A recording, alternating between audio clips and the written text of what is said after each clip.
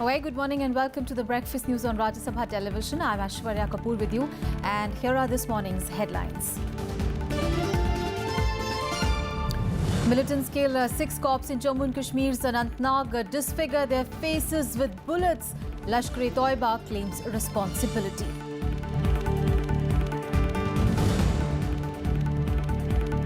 Aadhaar made mandatory for opening bank accounts and transactions above 50,000 rupees. Account holders must submit Aadhaar to banks by 31st of December this year.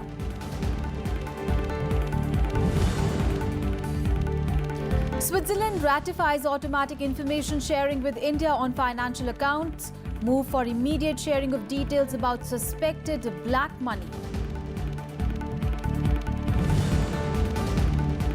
India rejects Pakistan's new twist to Jadhav case at UN court.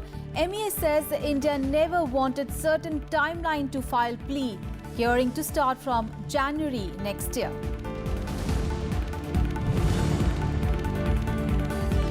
And Donald Trump partially rolls back Obama's Cuba thaw. New policy to tighten travel rules and funding to the Caribbean island nation.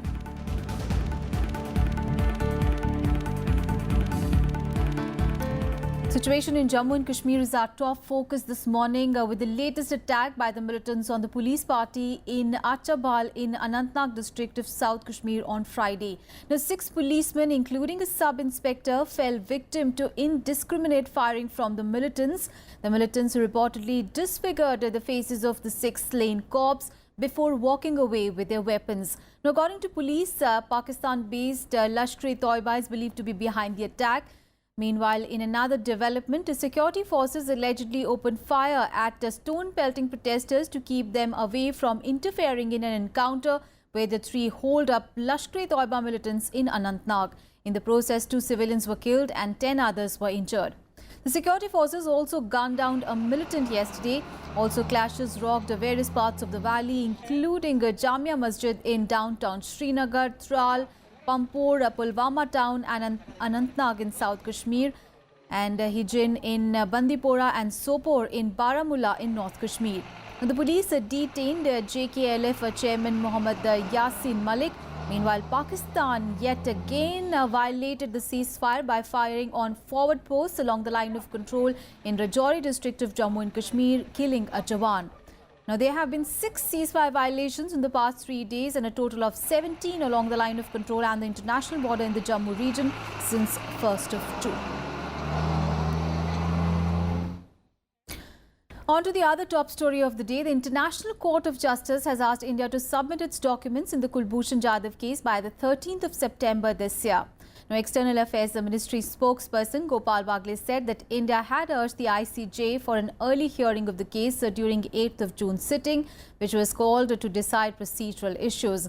Now, Pakistan will also get 3 months to rebut the Indian version and has been given a 13th of December deadline to file the counter memorial.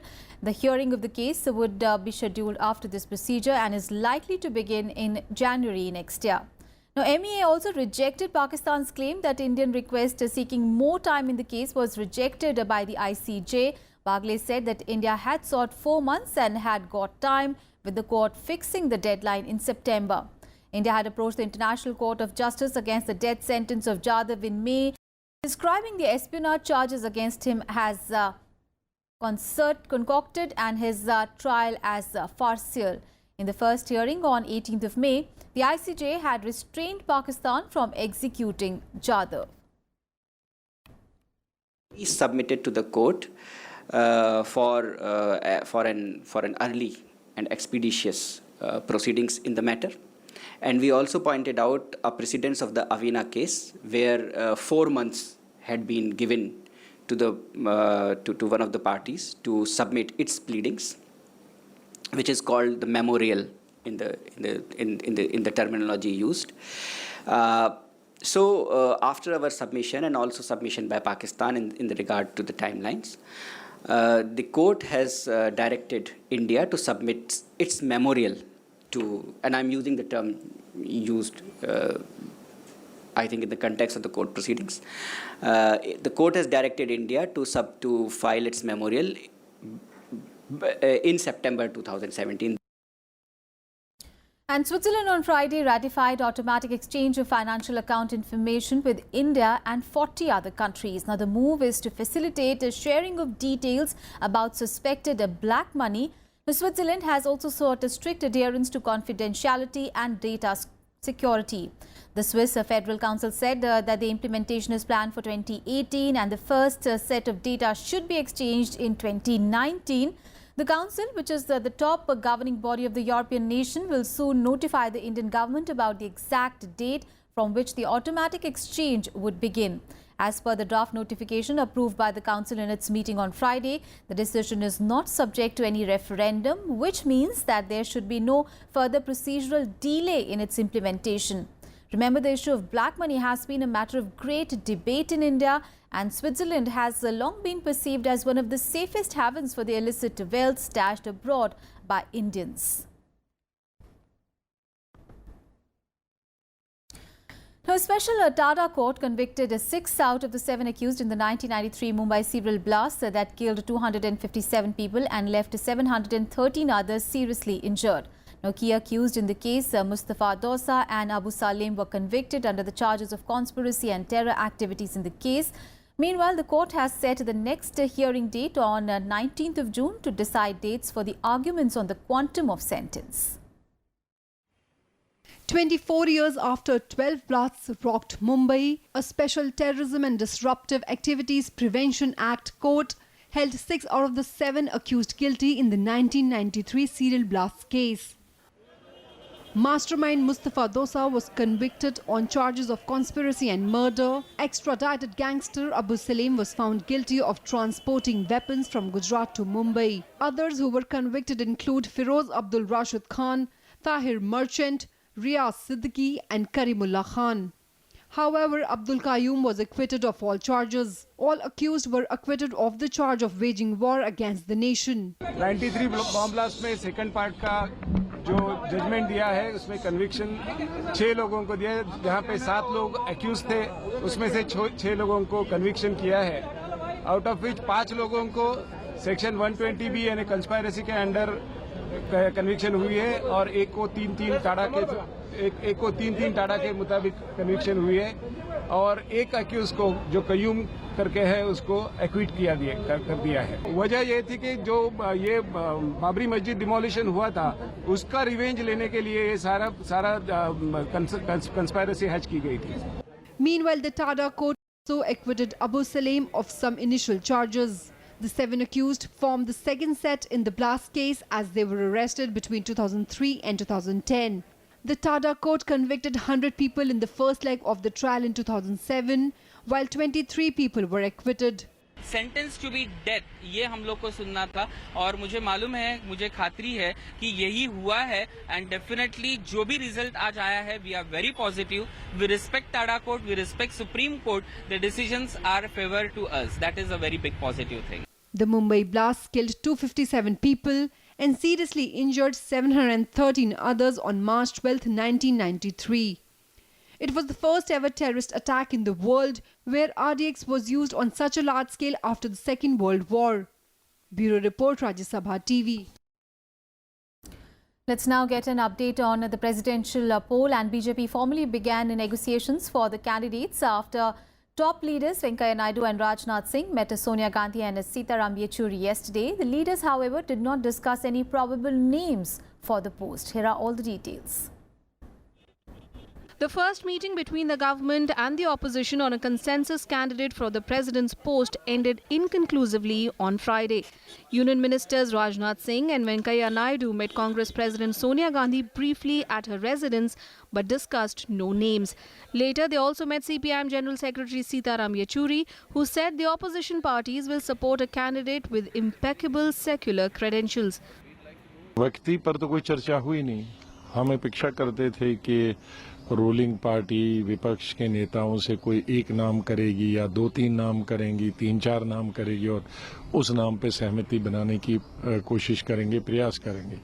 तो ऐसा तो सरकार ने कहा कि अभी हमारे पास कोई नाम नहीं है, क्योंकि उन्होंने अपनी पार्टी में ही अभी उसके निर्णय नहीं लिया है.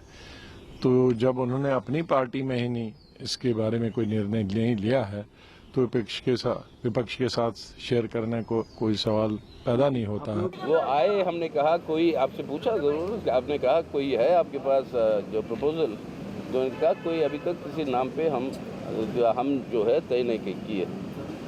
तो अगर खुद नाम नहीं तय किए हैं तो हम किससे सपोर्ट करें? Venkaiah Naidu also spoke with NCP Chief Sharad Pawar and BJP ally Chandrababu Naidu on Thursday. While Chandrababu Naidu said he will support Narendra Modi's decision on the presidential nominee, Pawar offered no such assurance. 9 opposition parties, including the Congress, Left, NCP, SP, BSP, JDU and RJD, have maintained they will finalize their stand only after the BJP-led NDA discloses its candidate. The opposition has also made it clear that they will put up a joint candidate if the BJP fails to nominate a non-RSS candidate. We in the opposition want consensus for President of India. That would be good for the country. Let us see what the government does. It will depend on government of the day, what Prime Minister Modi and his team decides. नहीं, अभी तक कोई नाम तो open किया नहीं, तो consensus कैसे बनेगी? हम सब ने एक शर्त रखी कि नॉन आरएसएस आप कैंडिडेट्स लाइए जो पूरी कंट्री को स्वीकार हो, तो हम कंसेंसस पे विचार कर सकते हैं। Earlier this week, BJP President Amit Shah constituted a 3-member committee to consult political parties, including the opposition, to select a consensus candidate for the presidential polls. So far, the committee has reached out to the Congress, BSP, NCP, TDP, CPM and the All India NR Congress. Friday's meeting came 2 days after a subgroup of opposition leaders constituted by Sonia Gandhi met to discuss the opposition strategy. Pranav Goswami's report for Rajya Sabha TV. Now an update on the Darjeeling situation, and the Darjeeling continues to be on the boil as violence continued unabated for the 6th consecutive day in the hills. Home Minister Rajnath Singh reviewed the security situation of Darjeeling in a meeting last night.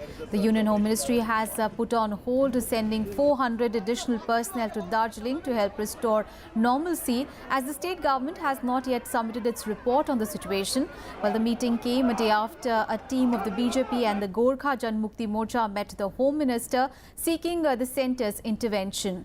Meanwhile, the West Bengal government on Friday rushed 7 senior police officers to Darjeeling to help restore law and order there. Now, Gorkha Janmukti Morcha Chief Bimal Gurung has asked people to be prepared for the final battle for achieving the separate Gorkha land state. The ongoing agitation in the hills has forced thousands of tourists to leave. Markets remained closed for the 5th consecutive day as well, leading to a serious shortage of food and other commodities there. On to the other top story of the day. Government has made Aadhaar card mandatory for the opening of bank accounts and also financial transactions of 50,000 rupees and above. Now, according to a notification issued by the Revenue Department, all the existing bank account holders have also been asked to submit Aadhaar to banks by 31st of December this year, failing which their accounts will become invalid. Until now, it was mandatory to provide a PAN number or Form 60 to the banks while opening of the accounts or for high-value transactions. But the new notification amending the Prevention of Money Laundering Act now mandates quoting of Aadhaar along with PAN by individuals. Meanwhile, the rules for small accounts which can have a maximum deposit of 50,000 rupees have also been tightened. Under new amendment, such accounts can be opened only at bank branches which have a core banking solution. The government in its budget had already mandated seeding of Aadhaar number with permanent account number to avoid individuals using multiple PAN cards to evade taxes. Now, Kerala's prestigious Kochi Metro is all set for commercial operation, with Prime Minister Narendra Modi inaugurating it today. He will be joined by dignitaries including Ministers M. Venkaiah Naidu, P. Sathasivan, also Pinarayi Vijayan, Ramesh Chinnaithala, K.V. Thomas and E. Sridharan. The Prime Minister, along with the dignitaries, will undertake a ride from the station of Pallarivattom to Pathadipom in the city. Now claimed to be the country's first integrated multi-modal transport system, it is expected to improve regional connectivity and ease the traffic congestion in Kochi, the commercial hub of Kerala. The first phase comprises a 13-kilometer stretch, and security meanwhile has been tightened in Kochi in view of the Prime Minister's visit. Meanwhile, President Pranab Mukherjee will also inaugurate the first phase of Green Line of Nama Metro in Bangalore. The 10.5-kilometer stretch of the Green Line will connect Nagasadra in the north to Yelachanahalli in the south. The commercial operations for the same will start from Sunday. The inauguration ceremony is likely to be held at Vidhan Sauda in the Karnataka capital. Time to take a very short break here. We'll be back with more news. Stay tuned.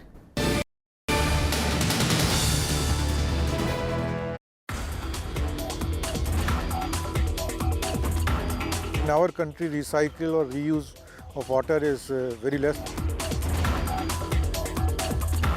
There is a lot of possibility of recycling of water in domestic sector as well as in industrial sector. The estimates show that about 15% of our food production today is based on groundwater which is being mined. Watch Eureka with Dr. Sharad Kumar Jain, Senior Scientist, National Institute of Hydrology at Roorkee, only on Rajya Sabha Television.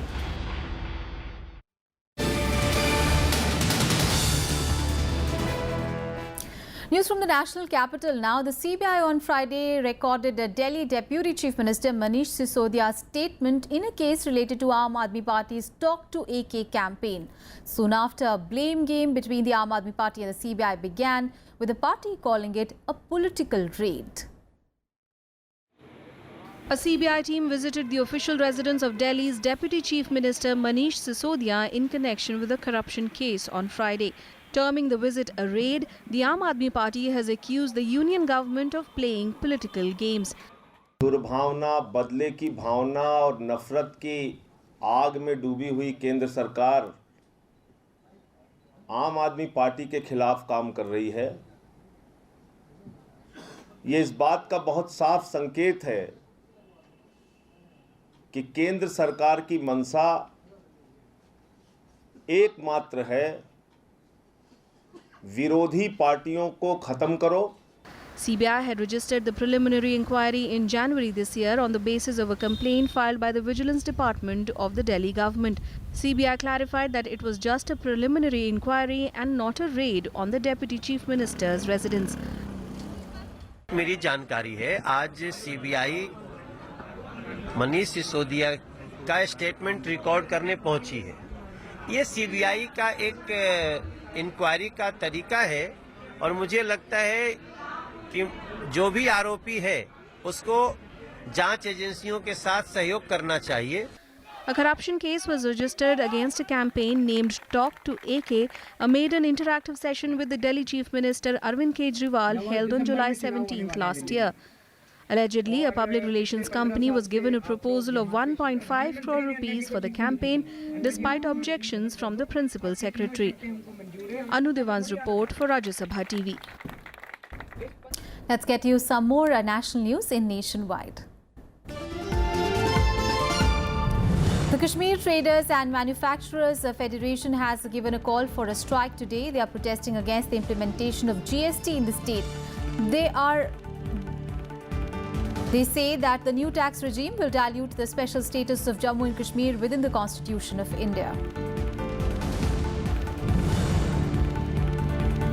The DMK staged a walkout for the third consecutive day on Friday from the State Assembly over the issue of alleged horse trading of AIA-DMK MLAs.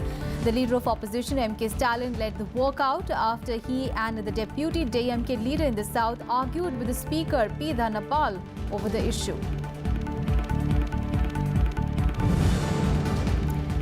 Heavy rains lashed parts of northern India, bringing much-needed respite from the blistering heat. Shimla received heavy rainfall, bringing down temperatures by a few notches. Meanwhile, heavy showers also lashed Lucknow city, bringing respite from the soaring temperatures. Indian Met Department says that India is likely to receive a higher monsoon rainfall. On to the top international story. Donald Trump has announced a partial rollback of his predecessor's rapprochement with Cuba, tightening travel and trade rules with the Caribbean nation. However, Obama policy on Cuba will be revised rather than overturned completely. Diplomatic relations will remain in place and commercial air and sea links will be exempted from the new restrictions. Effective immediately, I am canceling the last administration's completely one-sided deal with Cuba. US President Donald Trump continuing to chip away at Obama's legacy, rolling back the previous administration's what he called a completely one-sided deal with Cuba. Speaking in Miami, Florida, Trump said the Obama administration's March 2016 deal with the brutal Castro government was terrible and misguided. They made a deal with a government that spreads violence and instability in the region, and nothing they got. Think of it, nothing they got. They fought for everything, and we just didn't fight hard enough. But now, those days are over. Now we hold the cards. We now hold the cards. The previous administration's easing of restrictions on travel and trade does not help the Cuban people. They only enrich the Cuban regime. Trump says that his administration seeks to prevent US dollars from being used to fund what it regards as a repressive military-dominated government. The new policy would tighten rules affecting travel and on sending funds to the Caribbean island nation. However, key diplomatic and commercial ties will remain intact and the US Embassy in Havana will not close.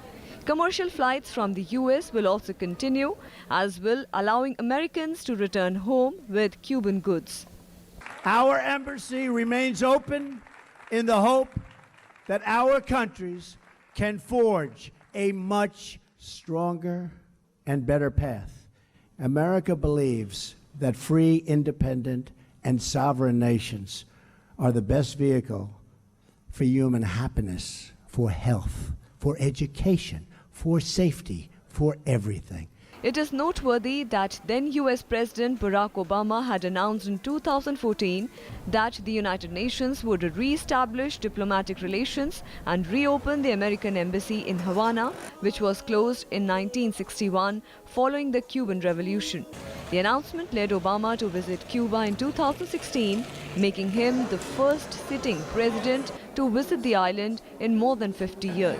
The move allowed for more Americans to travel to Cuba. Analysts say Trump's frostier approach to US-Cuba relations will do more harm than good for residents of the Caribbean island. Trump has moved to dismantle several of Obama's policies. He cancelled the Trans-Pacific Partnership trade deal, announced withdrawal from the Paris Climate Accord, and is attempting to repeal and replace Obamacare, his predecessor's signature policy accomplishment. Bureau Report, Rajya Sabha TV. News from London now, where fury over Grenfell Tower, a fire disaster, spilled onto the streets on Friday. Protests were held in London as residents demanded support for those affected by the huge blaze. This comes as the death toll rose to at least. Several people stormed Kingston and Chelsea Hall as well, demanding help for those who were rendered homeless due to the fire. Hundreds of mourners also stood arm in arm at a vigil and held a 2-minute silence for the victims of the fire. Crowds gathered outside a hall where Prime Minister Theresa May met survivors, and protests were also held at the Downing Street. May had faced criticism for not meeting with the survivors in the immediate aftermath of the tragedy. She sanctioned €5 million for clothes, food and emergency supplies. Meanwhile, emergency services spent a third day searching for bodies in the burnt-out Grenfell Tower. Despite that, close to 70 people are still missing.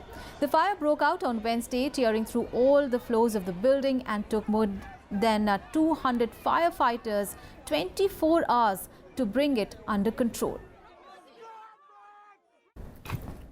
Now, the government is making £5 million available for those emergency funds for people who need just to get money to be able to buy the normal things of everyday life. This morning I was in one of the hospitals meeting some of the victims there. And one of the women said to me, basically she ran out of this Grenfell Tower basically with a t-shirt and a pair of knickers. She has nothing. That's why the government is putting that funding in. There are other things we'll do as well to provide support for people to ensure they're rehoused within 3 weeks. Let's get you some more international news in World Wrap. US President Donald Trump confirmed on Friday that he was under investigation for obstruction of justice by firing FBI Director James Comey. He also appealed to take aim at a senior Justice Department official in a tweet that seemed to encapsulate his frustration with the ongoing focus on Russia's involvement in the 2016 election. Russian Foreign Minister Sergei Lavrov on Friday said that Russia does not have 100% confirmation that Islamic State leader Abu Bakr al-Baghdadi was killed. Russia's defense ministry says that it was checking the information that a Russian airstrike near the Syrian city of Raqqa indeed killed Baghdadi.